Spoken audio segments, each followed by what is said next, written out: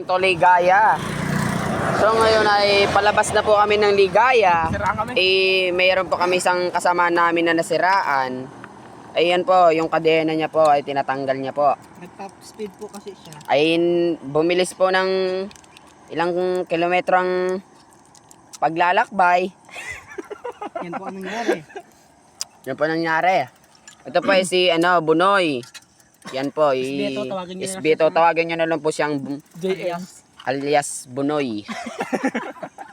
Yan po yung napala niya. Simula po Jeya hanggang Cebu, Ligaya. Yan po ang nangyari sa kanyang. Ayun na po. Bagamat ayos na po. Panghiting-ngiti na po siya.